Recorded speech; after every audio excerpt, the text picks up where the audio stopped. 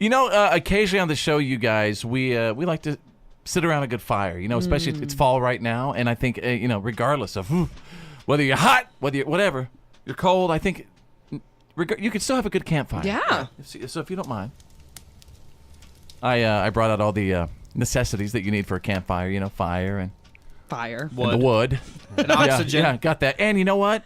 Good friends. Everybody listening right now and everybody sitting around the campfire. Drew has a good campfire show story today, and it's about somebody I think that we all know and love, Mr. Rogers. Oh, The dude's got a sick cardigan game. He's got awesome cardigan and a pretty amazing history. Yeah, so we brought him up the other day on the show, and I started telling Fitz the story. He's like, "Don't save it. We're gonna have a campfire." I'm like, this is a great story. Let's tell it around the show campfire. So there's a lot of legend around the man. I mean, he was amazing. He was really instrumental in getting public broadcasting to keep it alive. He kept public broadcasting alive. He was truly concerned about the future of our nation. Right, and he cared about kids. But a great man in every way, but he really cared about doing that show. There's a lot of great history to him. For example, he was a United States Marine.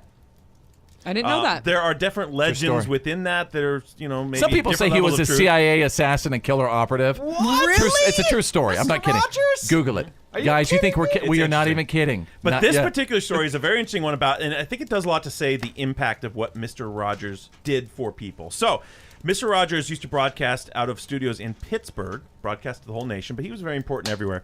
Well, at one point in time, it's a beautiful day in the neighborhood. Mr. Rogers' car was stolen. There's different accounts. Some say it was stolen from the studio. Another version of the story has it stolen while he was babysitting his grandchildren. At either point, his car was stolen. His Oldsmobile sedan was stolen. Gone for a few days. He filed a police report. Went through all the normal steps. Yeah.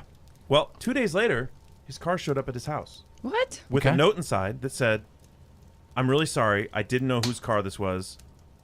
I'm really sorry." And gave him his car back.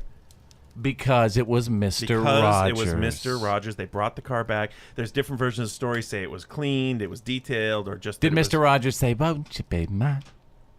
But I think that shows...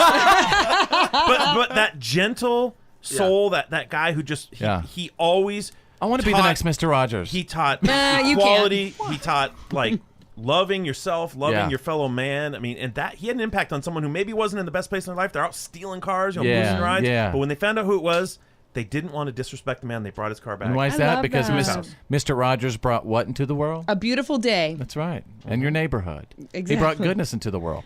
And what's really freaky about this, Drew, I know you just told this really sweet story about Mr. Rogers. Now anybody wants to know was he really a killer CIA operative? That is what's on my mind. Google it right now. That's all I'm saying. Fact check it. Google it. And then write me, say, "Oh my God, Fitz, I checked it out. You're right." Interesting. That's all. All right, we'll be right back. Thank you. Welcome to the Fitz Show. We are broadcasting live. Real. This is good radio. Funny. Moronic commentary and stupid sound effects. The Fitz Show.